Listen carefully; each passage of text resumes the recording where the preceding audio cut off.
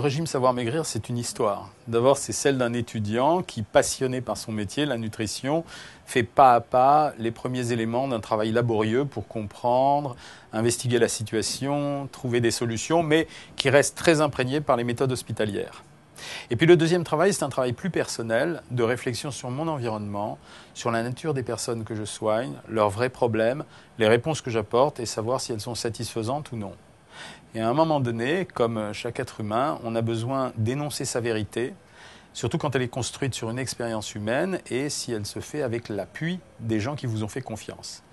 Et là, vous dites que vous allez déchirer un voile et raconter ce qui est vrai et que les gens comprennent, c'est-à-dire les situations au quotidien, les problèmes pratiques d'un régime, la nature des régimes à utiliser, leurs difficultés, comment les résoudre, tout ça en créant une espèce de sauce faite d'affection, de gentillesse, de compréhension, je dirais d'empathie avec un patient. Et je crois que la qualité principale d'un médecin, c'est d'ailleurs l'empathie avec la personne qu'il est en face de lui, parce que ça tisse une relation particulière, et c'est dans cette relation que les moments d'émotion s'expriment, et que peut-être, des fois, on délivre des secrets qui sont importants pour résoudre un problème de poids, ou pour aider quelqu'un à comprendre pourquoi il a grossi.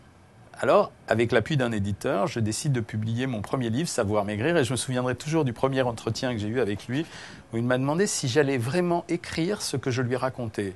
Et naïvement, je lui ai dit oui, bien sûr, je ne comprenais pas, parce qu'il avait l'impression que c'était un brûlot, que jamais on avait dit ça. Il faut dire qu'à l'époque, on vivait beaucoup dans la notion du régime miracle. Et mon vieux patron disait toujours, il y a autant de régimes miracles qu'il y a de gogo. Et donc, je me mets à raconter naïvement ce qui est ma vérité sans me rendre compte qu'au passage, je vais écorcher beaucoup de choses convenues, peut-être beaucoup de gens. J'ose parler de l'industrie alimentaire, de l'industrie pharmaceutique. Et je publie le livre sans me rendre compte qu'en fait, je suis porté par une espèce de vague, que les gens attendent ce livre, qu'ils le comprennent et qu'ils adhèrent complètement parce que je leur parle pour de vrai, de leurs vrais problèmes. Et moi-même, j'essaye d'être le plus authentique possible.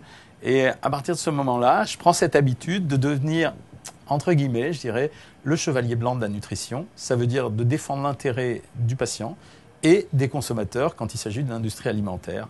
Et après, je prends goût à cette histoire et je me pique au jeu. Et voilà. Et je suis là aujourd'hui, en face de vous, de la communauté d'aujourd'hui.com. Et je suis assez content. Ouais. Ouais, je suis assez content.